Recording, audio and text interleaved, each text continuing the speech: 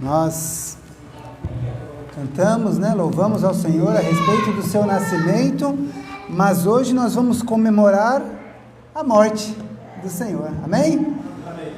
Que é a ordenança que o Senhor Jesus deixou para a sua igreja. Irmãos, vamos abrir nossas Bíblias lá na carta aos Filipenses, capítulo 1, e nós vamos ler o verso 21.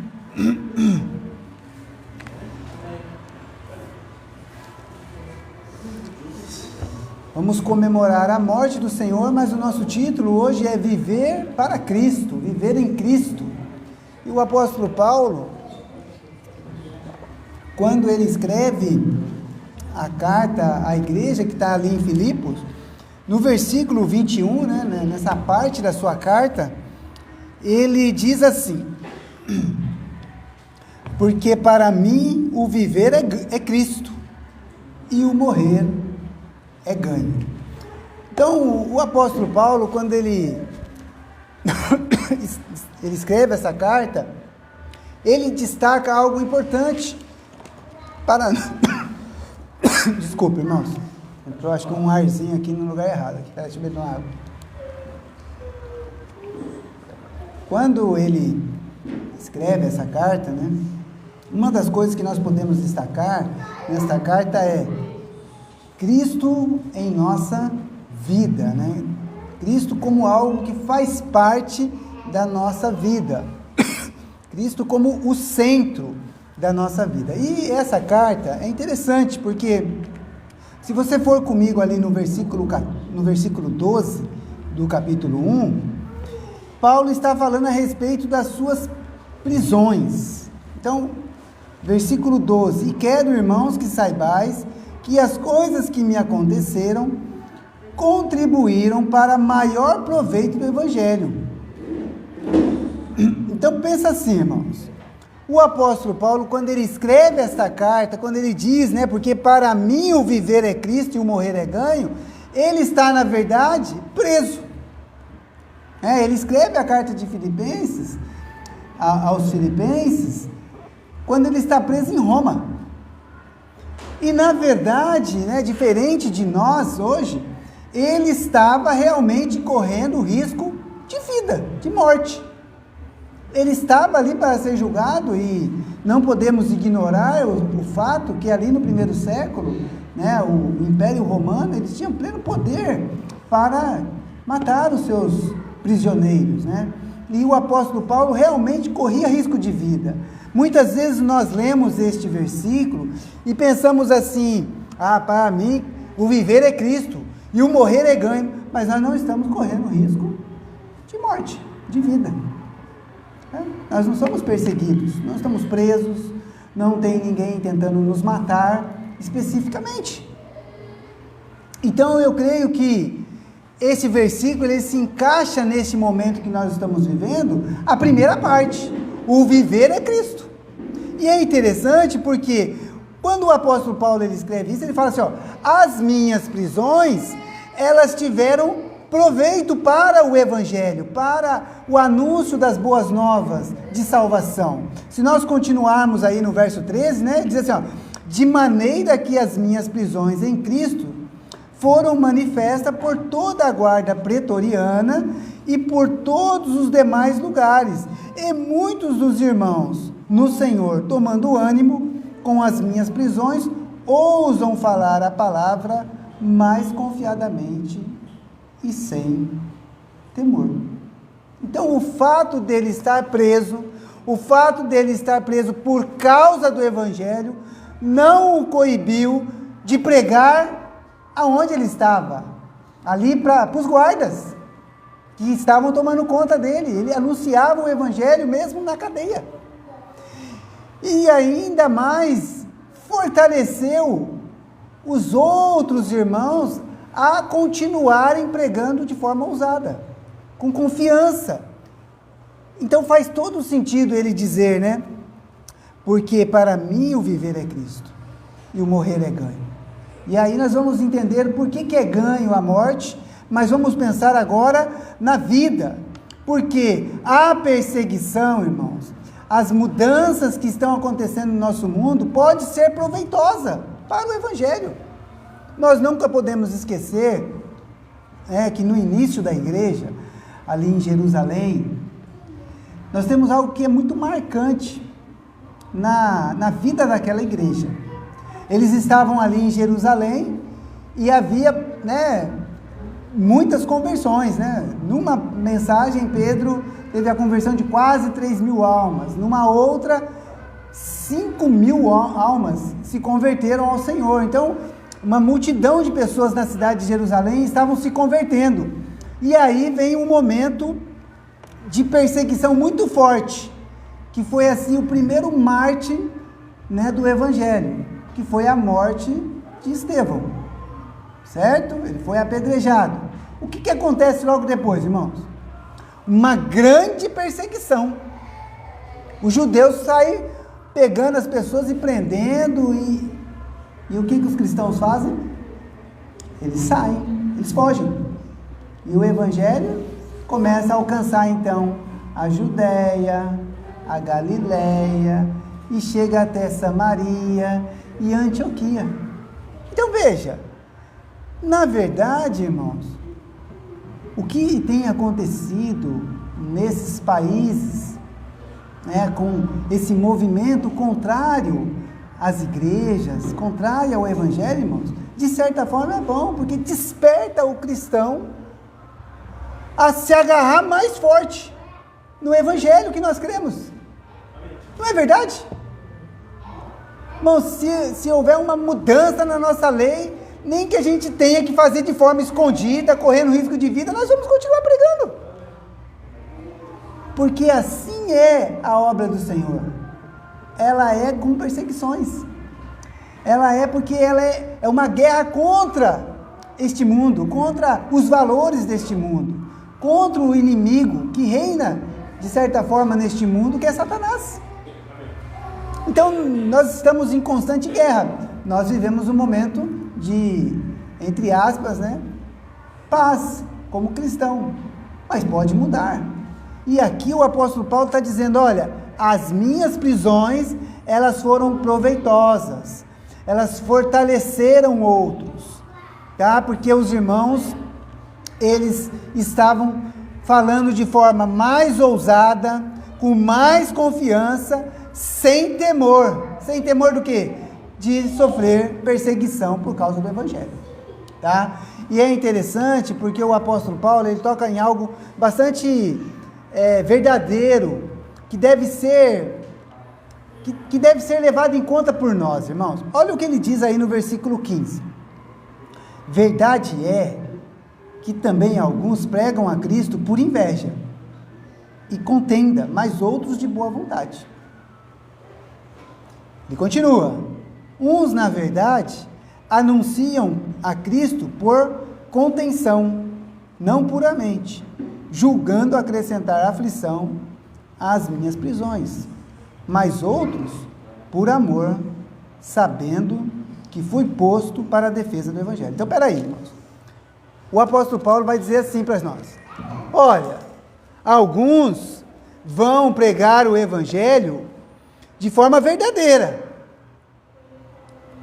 mas outros não, outros é por inveja, ou para denegrir, ou para atrapalhar, quando ele diz aqui contenção, eu até fui atrás dessa palavra, como pregar por contenção, aí contenção é por debate, por briga, por disputas, e nós temos vivido aí uma disputa de narrativas no nosso país, não é verdade?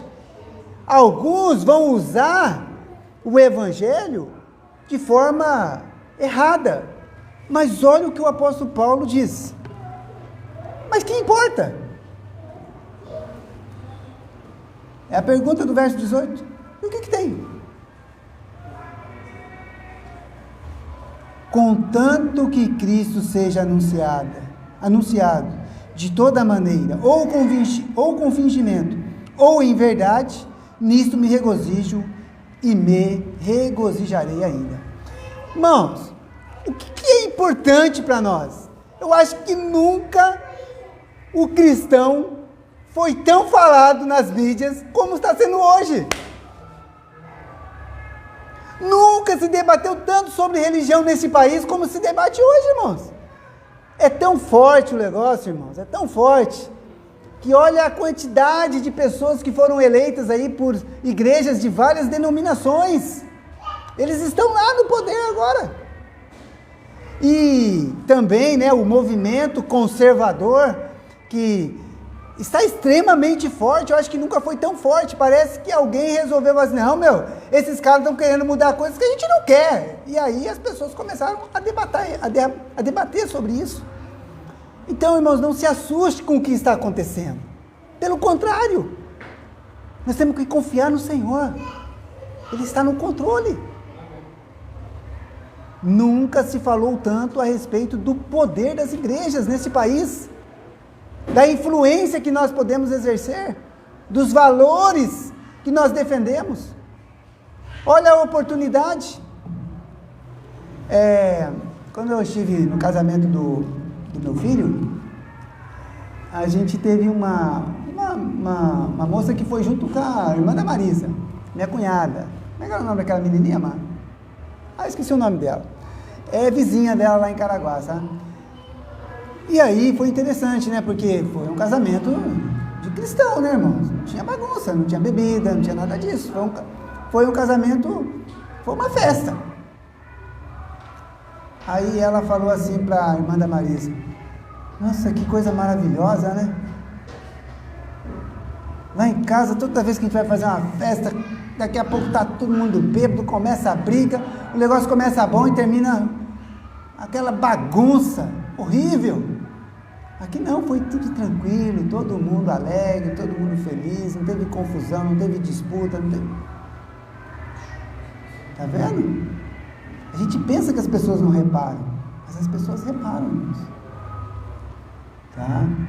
Então, o apóstolo Paulo, ele não se importava se alguém estava tentando prejudicar ele, contanto que Cristo fosse pregado. Ele quer que o evangelho espalhe-se. E nós, como igreja de Cristo, irmãos, temos que ter este foco na nossa vida como igreja, de pregar o evangelho. Sabe, irmãos, tudo é assim, começa, depois esfria, depois esquenta de novo, depois esfria, é assim que é, irmãos.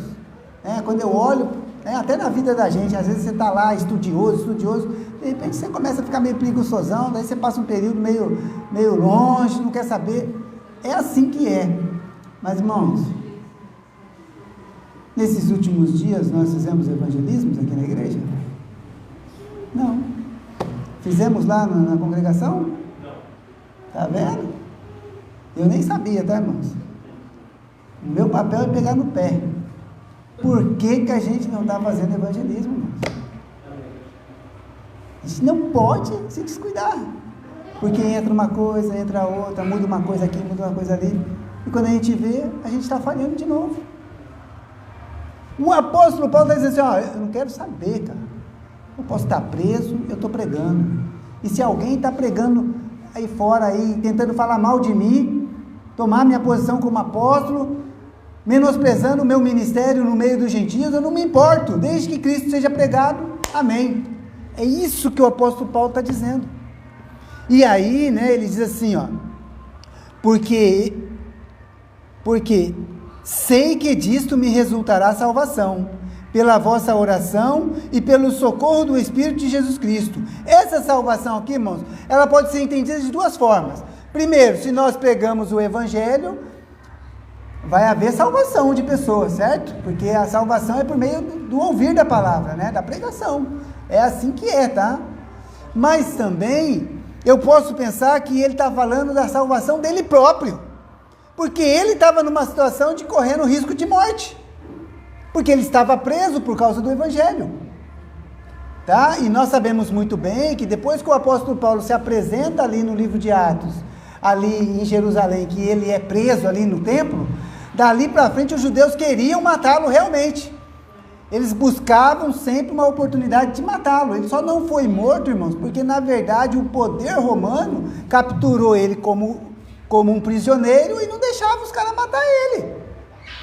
E por que eu sei disso? Porque nós estamos fazendo a leitura do livro de Atos e nós passamos agora, recentemente, por essas passagens, tá? Então perceba só, os judeus queriam matá-lo realmente, mas daí vem, né? Ele fala assim, ó, segundo a minha intensa expectação. O que é expectação, irmão? É expectativa, tá? É sinônimo. A palavra expectação significa expectativa, tá? Então, segundo a minha intensa expectativa, algo que eu estou aqui aguardando e esperança de que em nada serei confundido, porque ele tinha plena confiança daquilo que ele era como apóstolo de Cristo, como apóstolo dos gentios, aquele que havia sido separado para levar o evangelho. E nós temos essa mesma posição como cristãos, irmãos. Nós não temos nenhuma dúvida de que nós somos filhos de Deus, salvos em Cristo Jesus, testemunhas do Senhor Jesus para levar o evangelho. Então ele tinha essa intensa expectativa e esperança, porque ele não seria confundido. Antes, com toda a confiança, Cristo será, tanto agora como sempre, engrandecido no meu corpo, seja pela vida, seja pela morte. Aí ele vai dizer o versículo chave do nosso texto. Porque para mim o viver é Cristo e o morrer é ganho. Na verdade, irmãos, ele podia ser morto a qualquer momento, mas a esperança de salvação dele é que ele realmente seria salvo pelas orações dos irmãos e pela ação, o socorro do Espírito de Jesus. Tá? E aí ele diz, para mim o viver é Cristo e o morrer? O morrer é ganho. Por que é ganho, irmãos? Porque se nós continuarmos o texto, olha o que ele diz aqui, ó. Mas se o viver na carne me der fruto da minha obra, não sei então o que devo escolher. Então ele observava a vida dele, falava assim, poxa, mas eu ainda sou útil? O que eu tenho feito ainda pode produzir frutos? Então eu não sei se eu quero ficar nesta vida ou se eu quero estar com Cristo. É o que ele vai dizer aí, ó. Mas de ambos os lados estou em aperto, tendo desejo de partir e estar com Cristo, porque isto é ainda muito melhor, mas julgo mais necessário, por amor de vós, ficar na carne. Então qual é o ganho? Viver é Cristo, morrer é ganho. Qual é o ganho? Estar com o Senhor Jesus. Esse é o ganho. Irmãos, se nós estamos nessa vida, devemos produzir frutos para o nosso Senhor. Mas se nós partirmos, é ainda muito melhor, porque estaremos com o Senhor. Amém? Pastor, mas não vai ser só na ressurreição que a gente vai se encontrar com o Senhor? Irmãos, a ressurreição é do corpo, tá? Mas o nosso espírito, a nossa alma, ela está com o Senhor, tá? Todos os que dormem em Cristo estão no Senhor, tá? Agora o corpo sim, está aguardando o dia da ressurreição, porque nós teremos um corpo transformado depois da ressurreição de Cristo, tá? Da volta do Senhor e a ressurreição dos mortos, tá bom? Então é isso que Paulo está dizendo, que ele era melhor estar com o Senhor, mas ele julgava necessário ainda ficar na carne. Por quê? Para produzir frutos, e ele tinha confiança.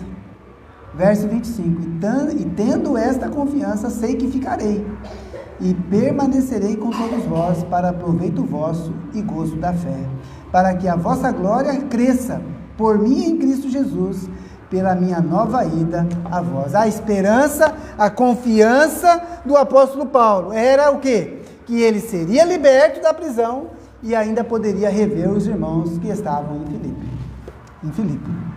Tá? Essa era a confiança dele. E qual é a nossa confiança como cristãos, irmãos? O que nós vamos fazer hoje aqui? Nós vamos demonstrar de forma pública a nossa confiança na ressurreição do nosso Senhor, na vinda do Senhor Jesus, até que Ele venha. Nós vamos comemorar a morte do Senhor até que Ele venha. Porque nós vivemos em Cristo.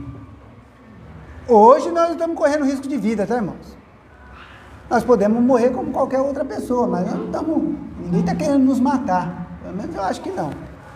Tá? Mas, e se tivesse?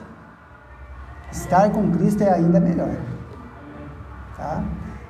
Mas lembre-se, nós pertencemos ao Senhor. E o apóstolo Paulo, ele tinha convicção de que ele ficaria. E ficou, né? Porque ele foi liberto depois.